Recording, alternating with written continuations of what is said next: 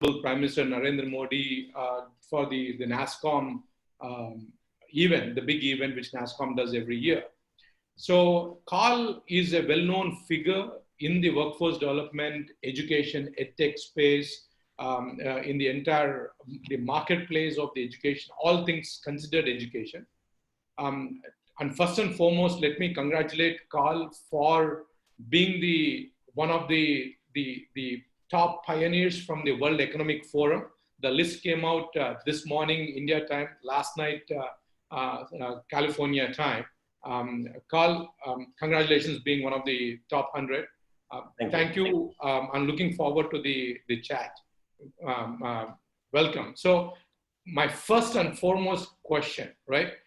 So I'm pretty sure that when you became the World Economic Forum top pioneer, you're not, they would have considered hundreds of applications in this particular education space. So what made Edcast so special? So what you being the father of the, your child, Edcast, I'm sure you're very, very proud of this moment. Can you share your happiness and what makes you pride?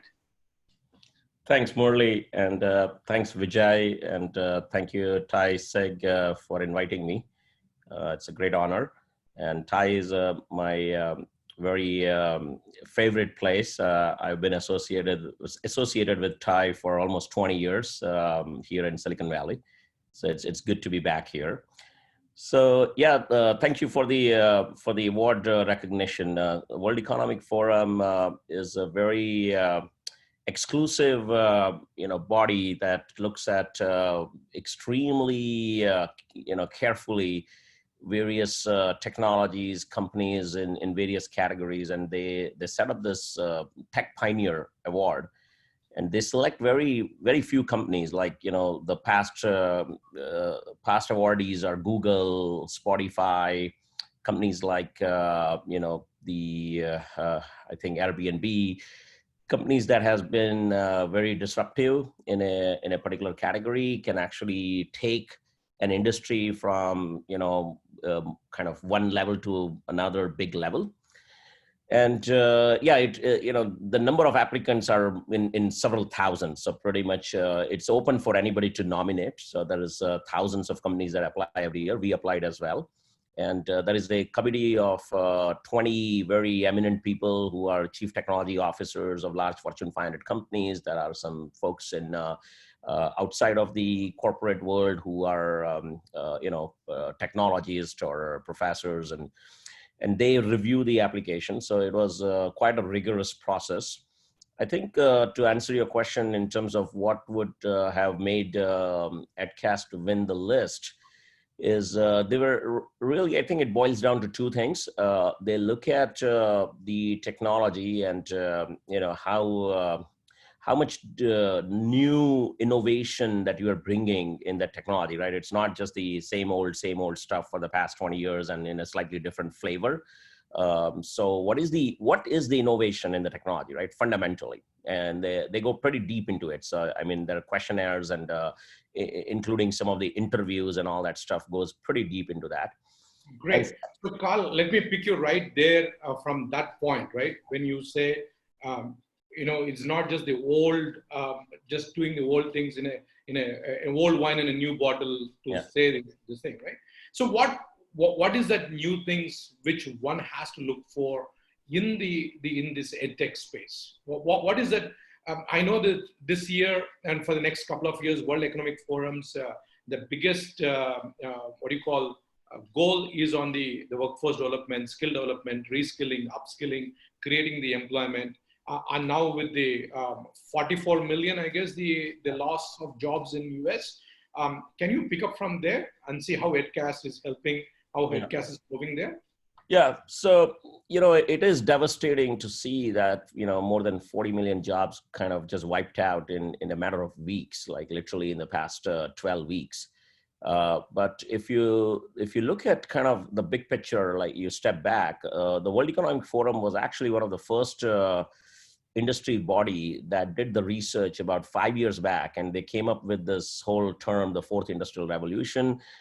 They wrote a big report on the job report and the job crisis, right? And they predicted that several million jobs, right, will be wiped out in the next few years. So what we are seeing with this COVID-19 is very much the acceleration of that trend that was already expected. So jobs in the low skill to mid skill are on the track to kind of get, basically disappear because of technology, because of automation. And WEF had been warning about it. Now, COVID-19 coming in, and with all this lockdown, it just accelerated the trend.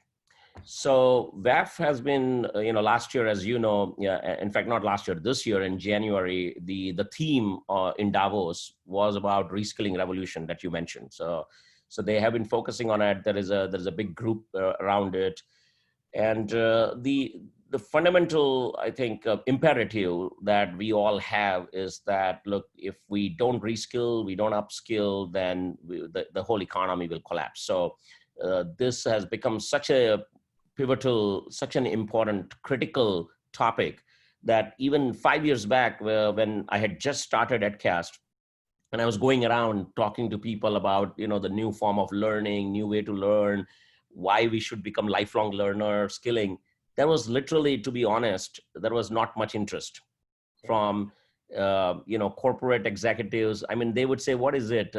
Just talk to my HR person. I don't care, literally. Right. Including on Sand Hill Road, I had friends. I was still at Menlo Ventures when I was starting Edcast. And I reached out to my fellow, VCs on Sand Hill Road, and every one of them said no. Right. And every one of them said, look, we don't invest in this Edtech and learn tech and, all this stuff. We don't get it. And we don't think that it is important. We only invest in IT infrastructure. So they literally did not believe that skilling is an infrastructure required to run the company. And and by the way, the irony is this, these are supposed to be some of the smartest people, right? In Silicon Valley, who are supposed to spot the trend, who are supposed to spot what is the big problem, right?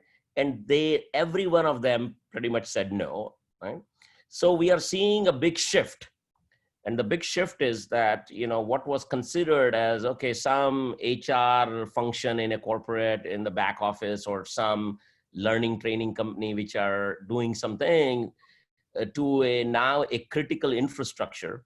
And we're now starting to see not just that WEF doing it, and they've been talking about for 5 years, but it's now also an interest from the investor community.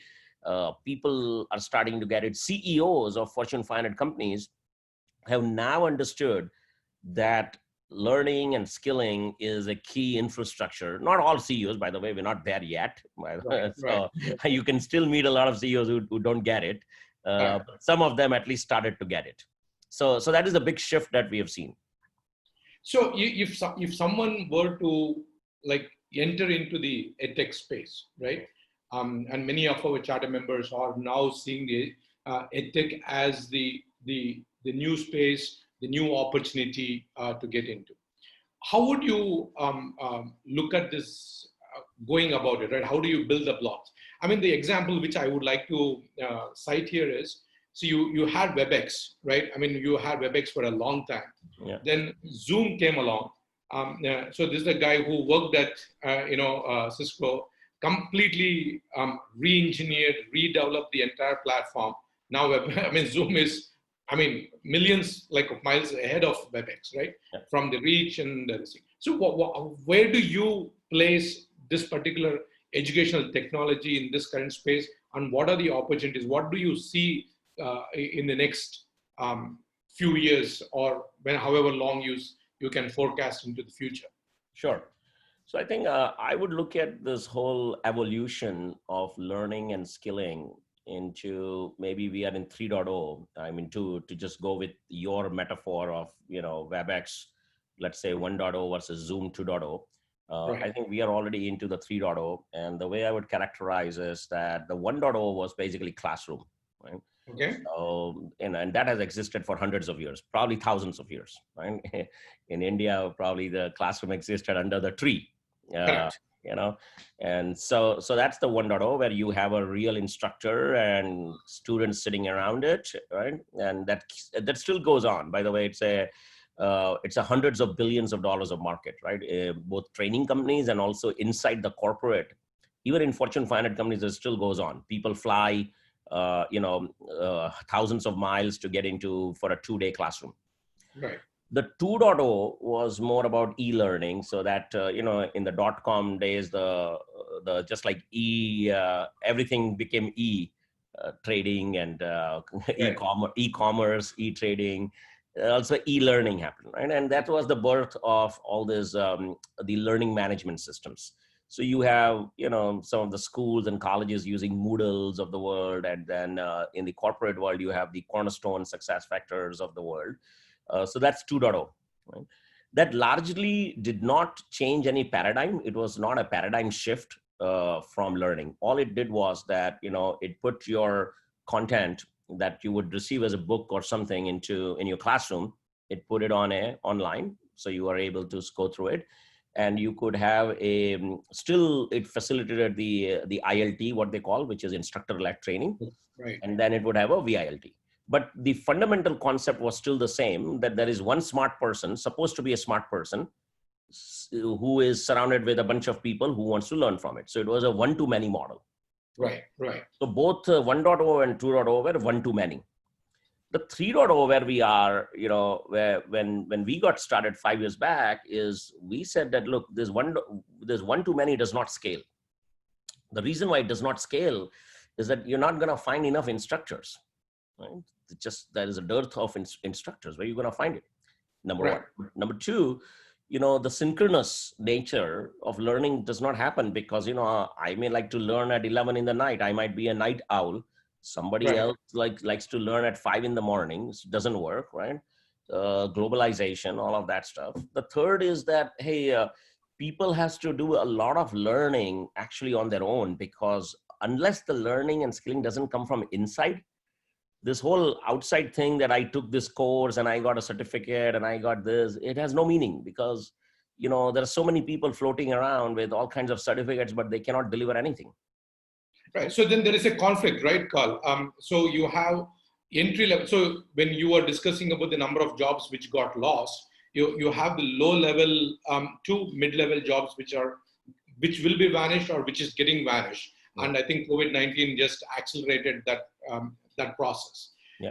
If you look at the people who are at the lower rung of the strata, they are not typically a self-motivating or motivated bunch, right? So in that case, wouldn't the education model be a lot more synchronous, a lot more regimental? So the example which I would come here is that if you look at a Lambda school, right, which has pioneered the income sharing agreements and the bootcamp model, and the springboard model, right? If you just compare these two things, right? Springboard is what you are advocating, right? Yeah, it has to come to be born within, and the passion. So I will learn whenever I have the time, and I will, jot down my career path. Whereas Lambda School says, no, I am going to teach you from morning 8:30 to evening 5:30. You got to be in the class. You have to work with me. You have to do. So can you shed some light? What is right? What is wrong? One way or the other, and what are the pros and cons? Sure. Well, that's a great question, by the way, and I like the way you framed it. So that's pretty good. Well, so there are both models, and there are many models. I mean, those two are very prominent that you mentioned. But let me give you one example, just like how you gave an example. In our own office, we have an office in India, and we had we have a person who was our office boy, what they call in India, right? Right. He would basically, I mean, all the engineers are working and in the office, and this kid will go and get some chai or whatever, right? An office boy. And in a year of him joining us, one day he came to us and he said that, look, can I now start being in the UI department as a graphics person? And we were quite shocked. Okay, even he first went to obviously our graphics department people, right? Right. And they said, okay, why do you think that you can work in this department, right? So he was able to demonstrate that he had done self-learning and picked up Adobe Illustrator, right? in the evening, after 6 p.m. when the office is quiet and some of the computers are free, some people have left, this kid would sit down with somebody and pick up and learn. Right. And today he is our visual artist in the department. And I am even betting and rooting that someday I want to see him become a product manager. Right. From a visual artist. So this is a great story, very amazing story. I love it. And I love to say it everywhere because it should inspire everyone that somebody who is an office boy without any formal training, he did not have the amount of money that probably is an office boy. He did not have any money to go to any training class. Correct. But out of his own self-motivation and access to something, he was able to do it. So that's the self-learning model. Now you're absolutely right that, now those skills are a little bit easier in terms of, in the relative scale to pick up a visual. If you are already an artist person, when you're a kid, you were always drawing, you can pick up the illustrator very well. Certain hard skills, like for example, data science, it may require some kind of a real instructor sitting with you, doing a boot camp and like 8 hours a day kind of stuff. And there is a need for that. But again, it's a hybrid model, not just instructor-led model. If you only go there and if you're not going to be self-motivated, if you don't have a learning community online with you, right, you are not going to get there. Correct. Okay, so we have seen the failure also of those bootcamp models where it has not got the desired results. So I think it depends on from different types of skills. Certain skills do require certain very hard skills, do require something. Now, in terms of data science, we've also seen that even though, it depends on where you are in your proficiency level, right?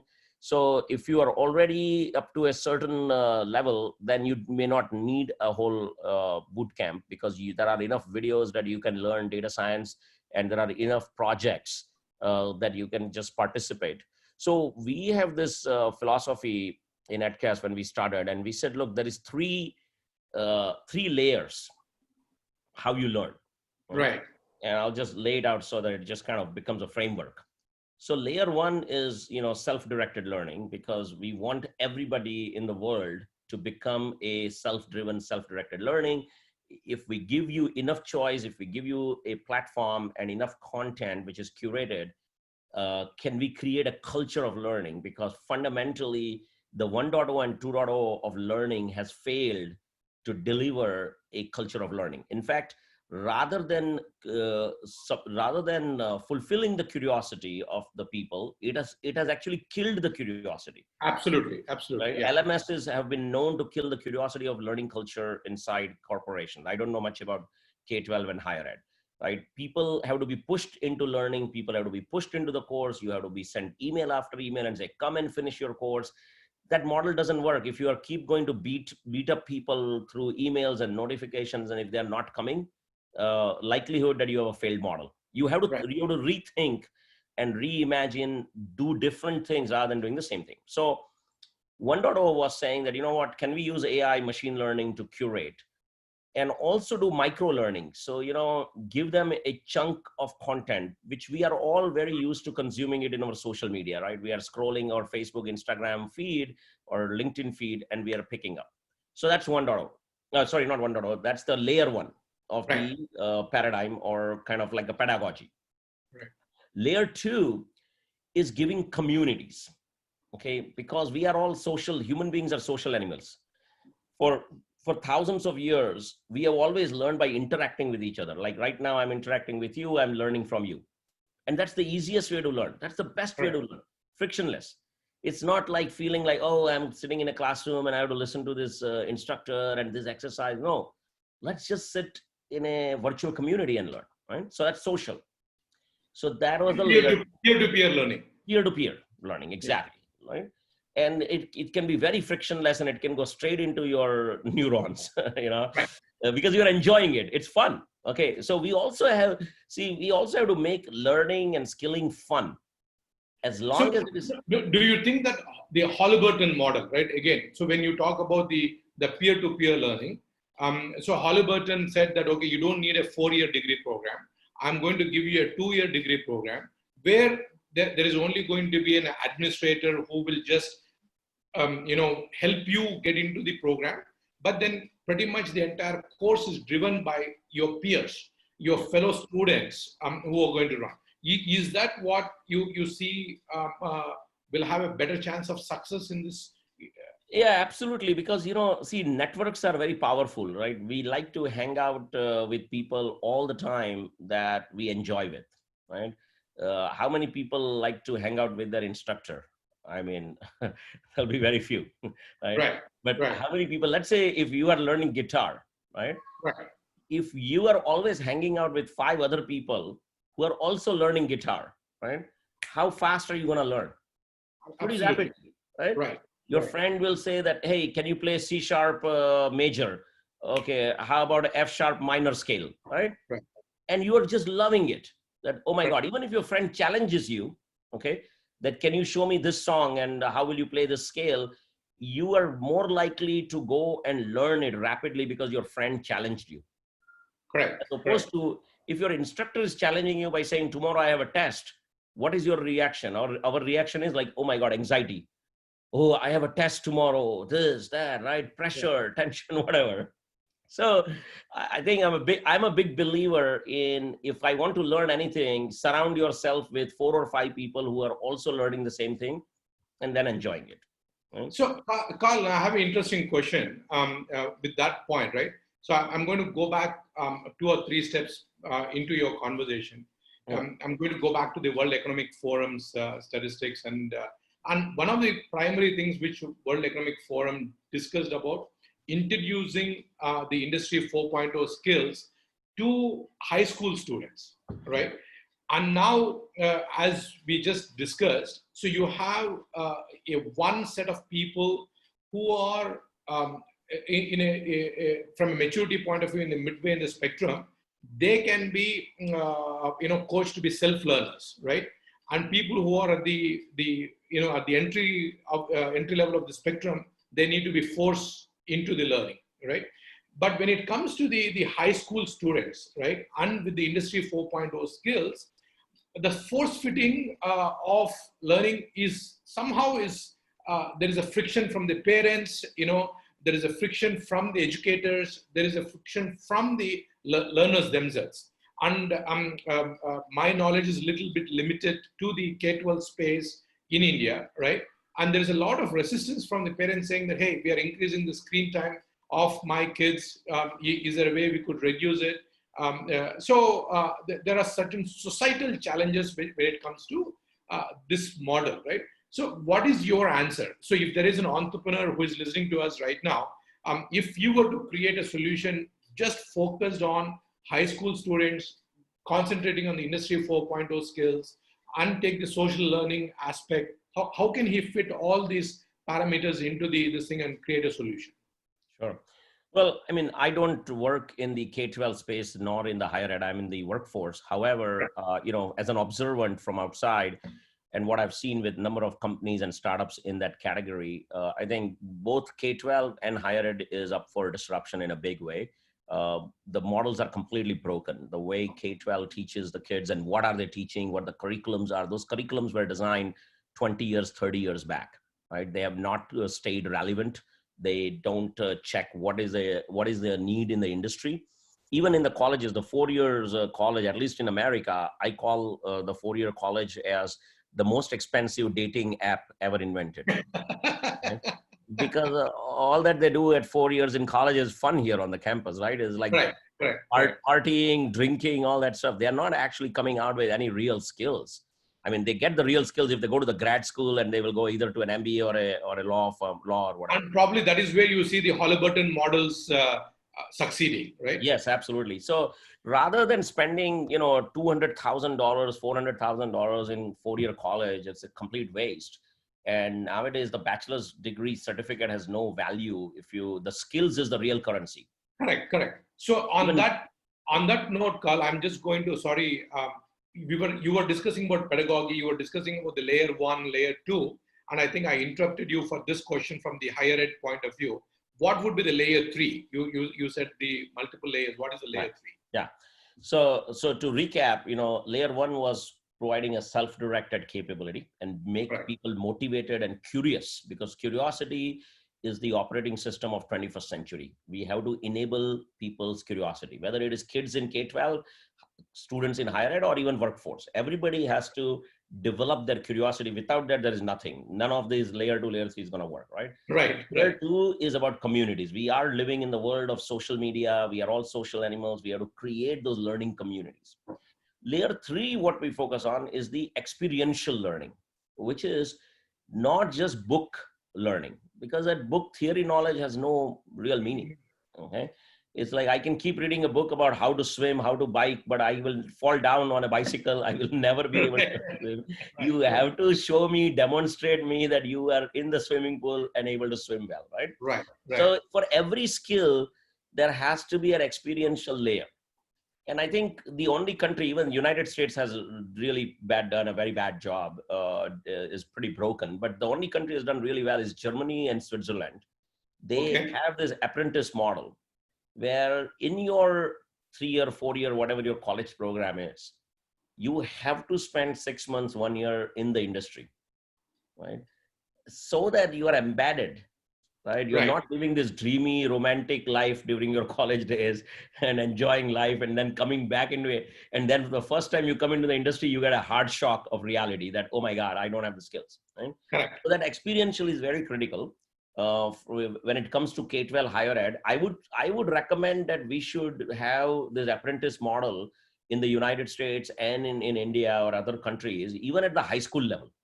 Correct. And I think there are startups I have not seen yet, but I think a startup that would just focus on helping a higher K12 kids in their high school, not too young, and getting them a 2-month exposure in a real company. That would be amazing. I mean, the way you gave two startup ideas, Karl, right now. I'll recap from the higher ed point of view, right? Yeah. In the higher ed, at the layer 1, if you can enable the curiosity of learning, because right now, especially in India, right, that entire system of curiosity is broken, right? There are very few schools of international education which are imparting that curiosity into the students. So if there is a startup which can purely work on how to embed, how to teach students to be curious, and so there's a great idea. So a startup can work purely on that, a very, very niche area.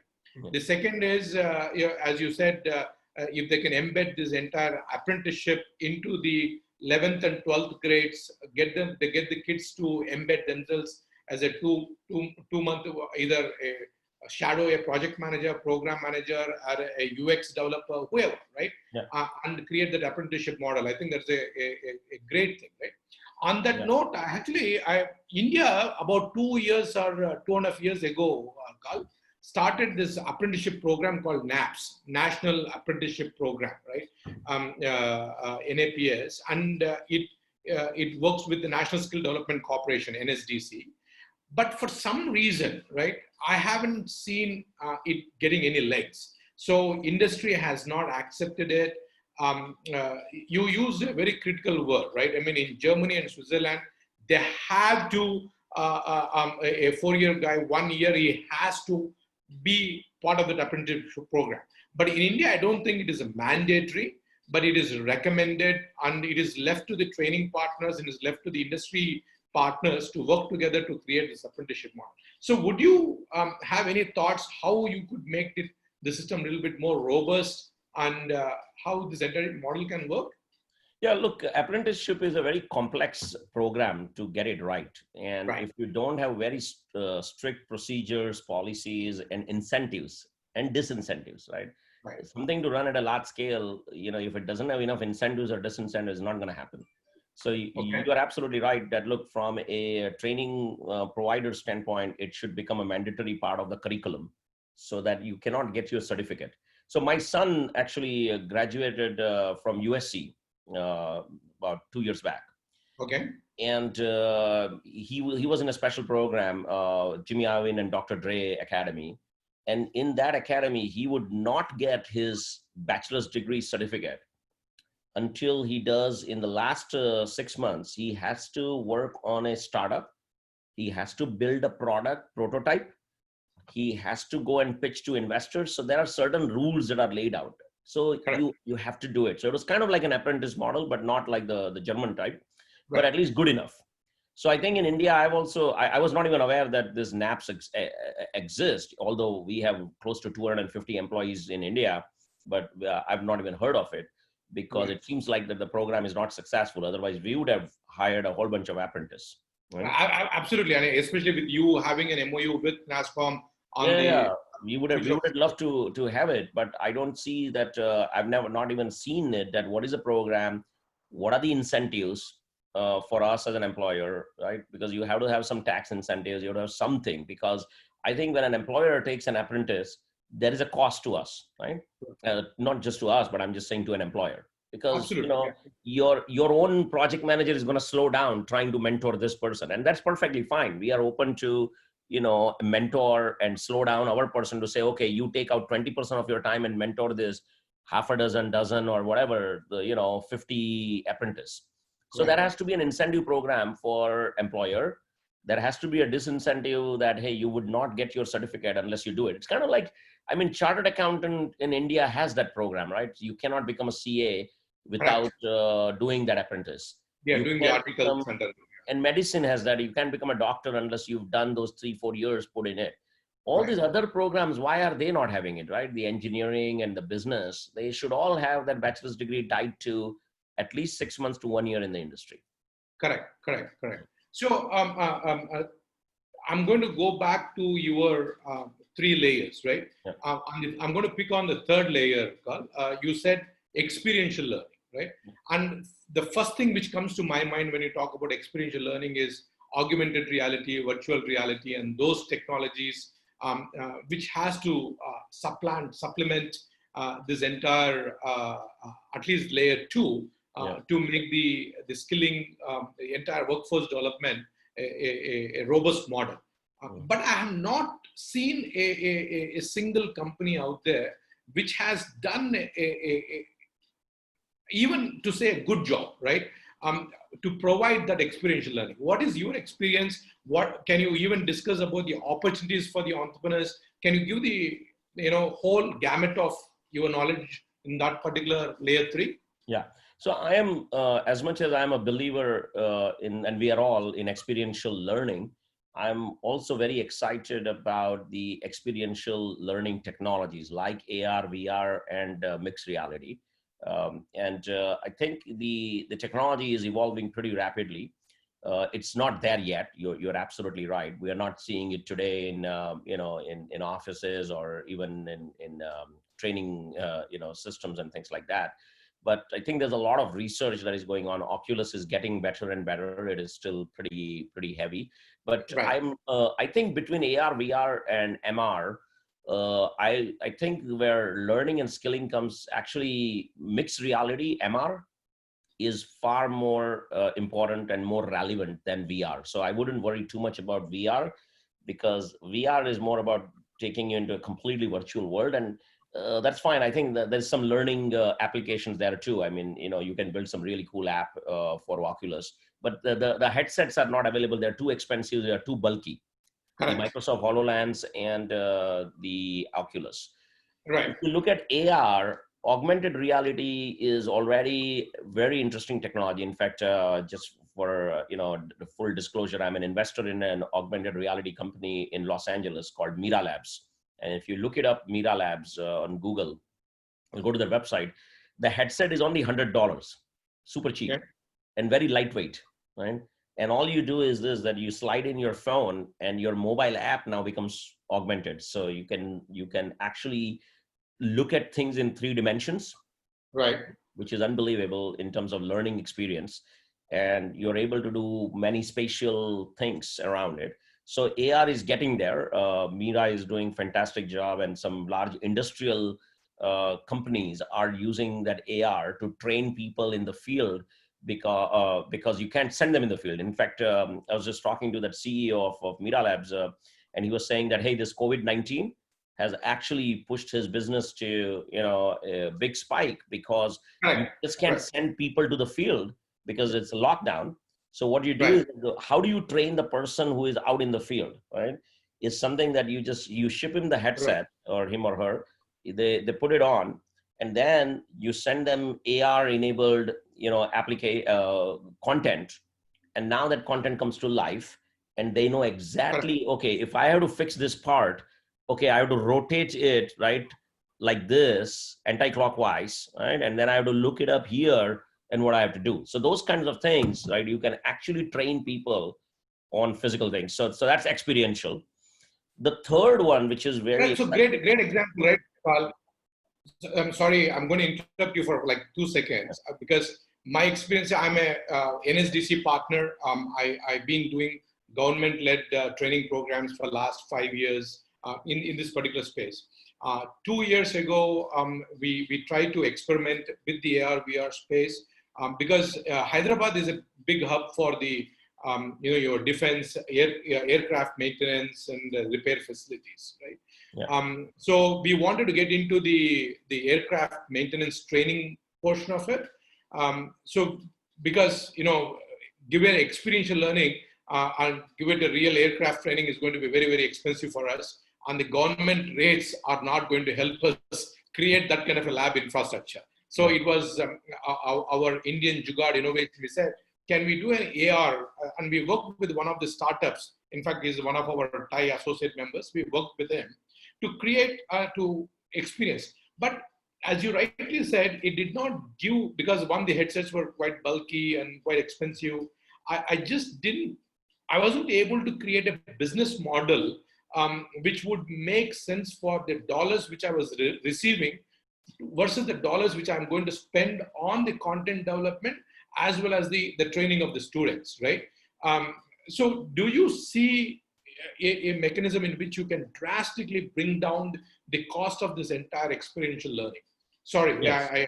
I didn't mean to interrupt you, but I thought I just wanted to share my experience there. Yeah, no. And I love this question because look, I think ultimately we have to get the AR, VR right, because the promise of AR, VR is so much, it can cut down the cost. The fact that you don't have to send a person in the field, or the fact that you don't have to bring the person from the field back into the office, or the fact that, look, if you're trying to train somebody to let's say, operate a nuclear plant, right? You're not going to create a nuclear plant. There's no way to create a nuclear plant in a lab, okay? You have to create it on AR, VR, right? So most of this stuff that we learn, we are not going to have a real physical form.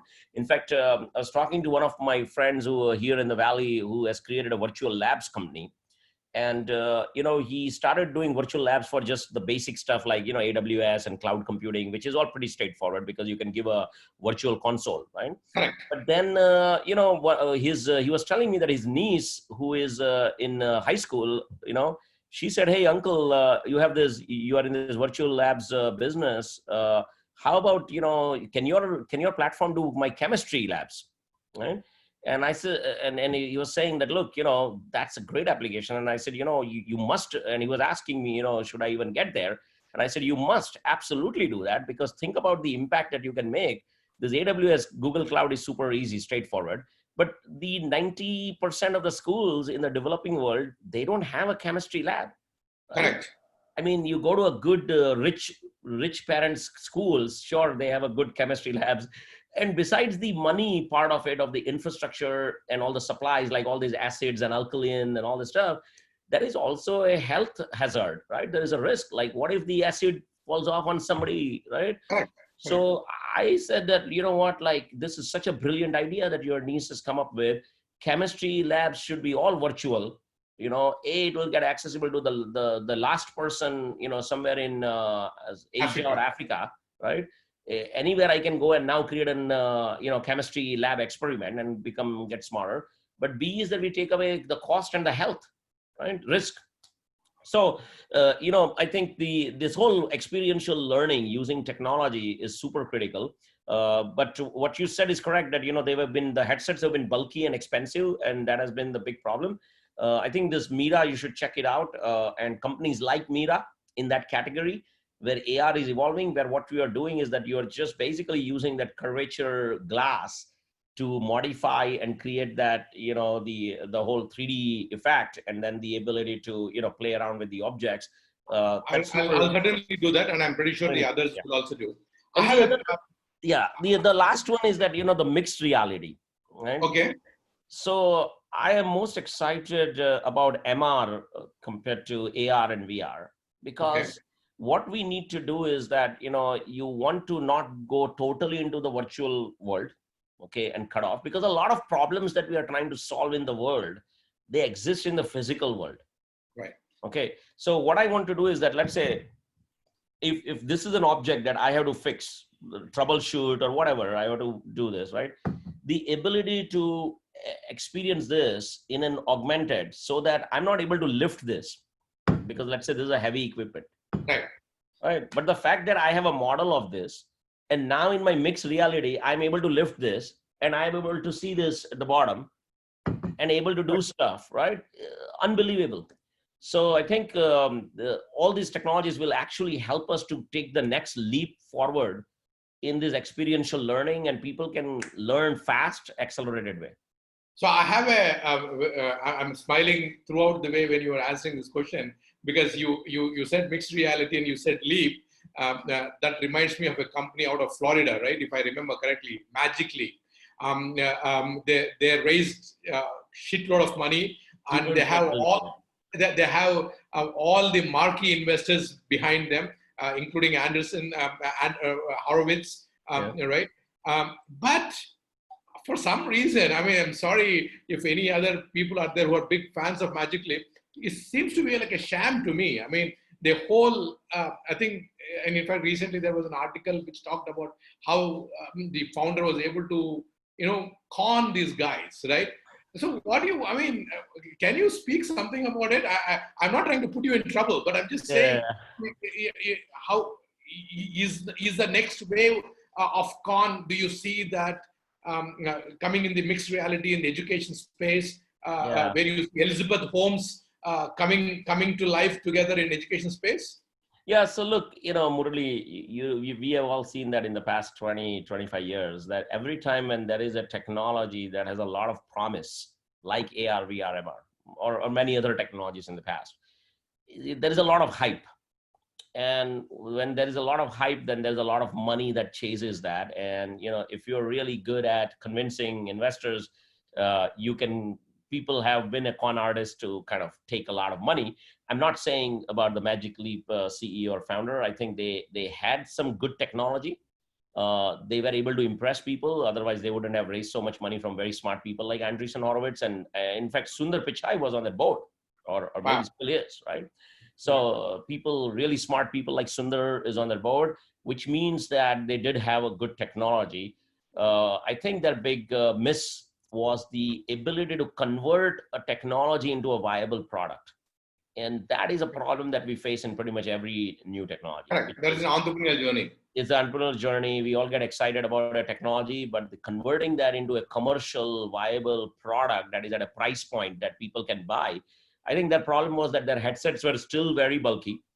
Okay. They just couldn't get the headset out into a consumer price point. So now the company has pivoted, and they are pivoting it to a B2B and trying to go after the enterprise into a very industrial thing, because no consumer is going to buy Magic Leap. So all the valuation and all these big funding was because that they were going to revolutionize the whole consumers, that, and they were trying to provide an alternative to Oculus. Oculus, had a good exit of $2 billion or whatever. So I think people thought that this is going to be next Oculus with at least 20 billion exit value. So people throwed in the money, right? So it's unfortunate, but I think, look, what it taught us many lessons for all the entrepreneurs. So I think since we have entrepreneurs here, is that, look, this technology is something that there is a lot of promise to it. Investors are interested in it, but there are failures. And, it's just like, think about it, right? The Apple Newton was a big failure. So the 1.0 of smartphone or PDA was a big failure. So as much as we can learn from it, that's good. And always raising too much money is always bad, because I think part of it, they got spoiled. They could have turned off this experiment way earlier with way little money, as opposed to when easy money is available, nobody thinks too hard, and they keep going and keep losing money. So I think that's another entrepreneurial lesson, to not raise too much money. Just because money is available does not mean that you have to take the money. Agreed, agreed. So I have a different question, Karl. We were talking about workforce development, skilling, and all that stuff. See, India's 60, I'm talking about the reports and based on the question which I saw, 67%, 67% of the current Indian workforce, it is said that not retrainable, right? So does the layers which you talked about, the peer-to-peer learning or the experiential learning, anyway, they are having experiential systems as part of being in the company, right? Does the industry 4.0 or anything can create a dent, because the Indian workforce is huge, right? If anyone could tap into that workforce development, reskilling is a huge opportunity for entrepreneurs. What is your take from the Indian perspective? Well, I don't agree to saying that somebody is not retrainable, okay? Because I believe that every person is trainable, okay? Right. And because look, end of the day, every person wants to put some food on the table, wants to pay bills, right? And if you have that desire to pay your bills and bring food to your table and take care of yourself and your family, you know that you will have to work hard and pick up the skills. So it's a matter of opportunity, right? It's like that, coming back to the office boy example, right? Right. He automatically has a desire. He's seeing, oh, other people are making more money than what I'm making. Why can't I do their job, right? So I think everybody is retrainable. We just haven't given them the right kind of a platform. I'll give you one example for that section. There's a story about an American tourist who went to Africa. And he was just on a backpacking journey. So he was just going from one country to another, just looking at Africa as a tourist. And, when you're a tourist, you are always with your phone, taking photos and videos and all of that stuff. So as he went into one village, he found that this villagers were doing something very interesting about some water conservation and agriculture, how they were planting the seeds for the next harvest or whatever. So he really liked the way they were doing. So he was just capturing the video, right? And then what happened is that the next day he was backpacking and he went to another village. And he saw that this village had a problem. They didn't have enough food or whatever. The farmers were not getting a good harvest or something. So what he did was he just pulled out his phone and he assembled a whole bunch of farmers. And he showed the video of the previous village. Correct. And this American could not speak, obviously, the local African language or Swahili or whatever it is, right? But the video was in the local African language. So the other people could understand the video. Right.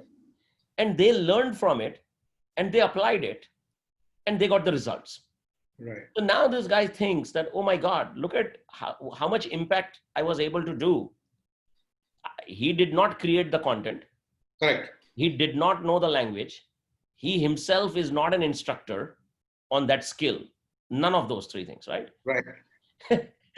None of those three things. He did not create a classroom. He did not create a curriculum. Okay. Right. And yet he did not have to do a translation job of one language to another. None of that.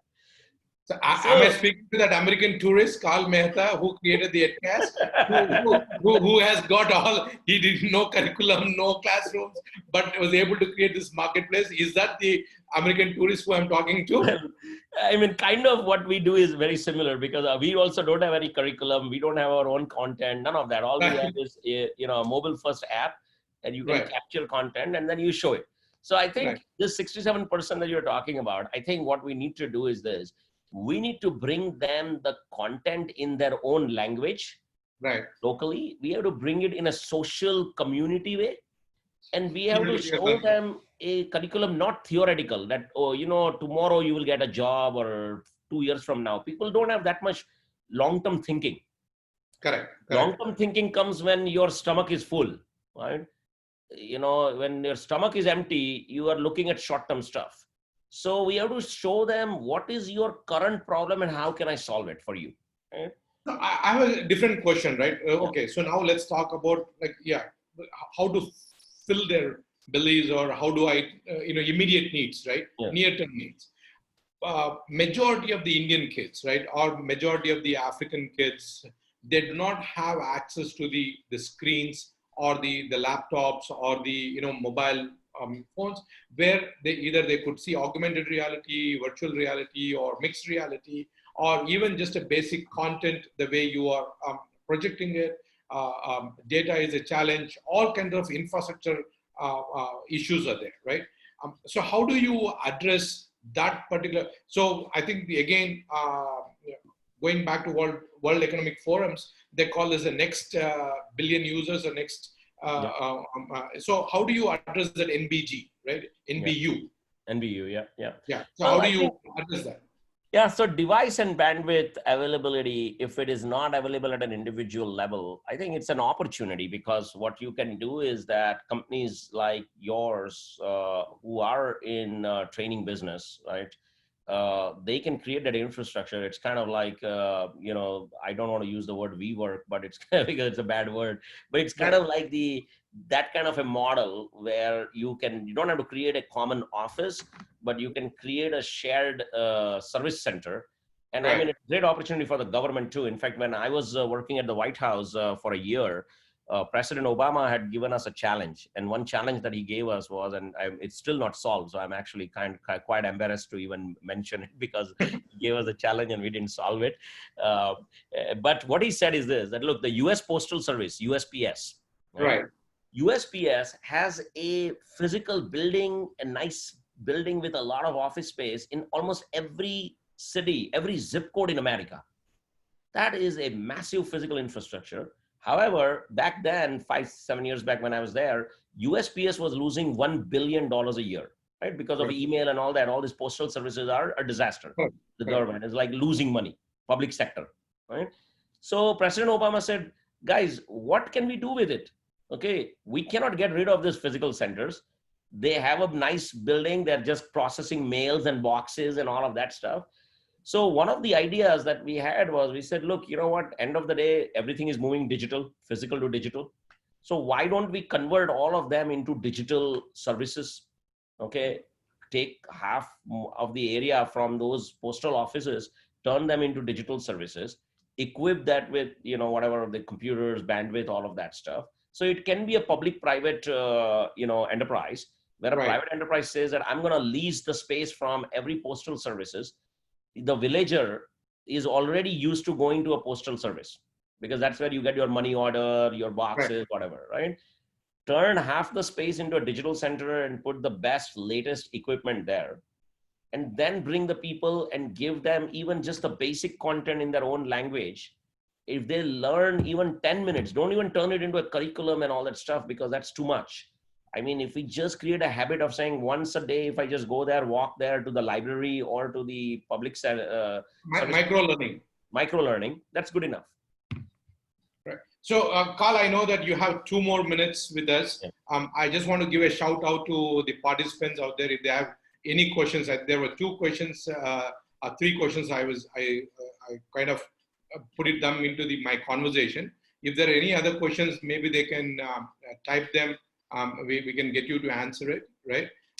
Otherwise, I have a generic question to you. Again, from the perspective of this, I don't think many people realize that you have raised $100 million. You from that point, you are very sober, not advertised, like any other person. Raising $100 million in the Edtech space is a huge freaking deal, right? So maybe you can share some of these experiences, how you went about, how did you, and you raised it quite quickly and quite successfully, right? What made you success in that? Yeah, so you're right. Look, Edtech is very hard space, even for investors, because it requires a lot of patience. Unlike other sectors like e-commerce and all that, where companies can zoom up very fast because everybody is buying whatever merchandise you're selling. Edtech is a very slow category. It takes time. So investors don't like to put money into it. So it's hard to get investors. But however, we got 2 more minutes. I have to jump to another Zoom call.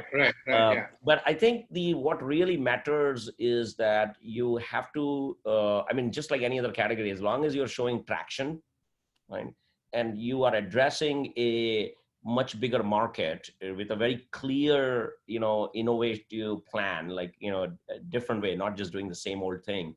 So those 3 things are very important, that, you have a good traction to show where you are here, where you want to go is here, okay? And this is really a well-defined space, not like, hey, I want to go after K12 or higher ed or work. You within workforce, what are you planning? What are you doing? Right? Makes sense. And then you need to have a very, very clear plan to obviously go from point A to point B. Now it's nothing. I'm not saying anything different than any other. I agree. But I mean, again, but I mean, look, yeah. But in Edtech, it becomes even more scrutiny is even more high. Right.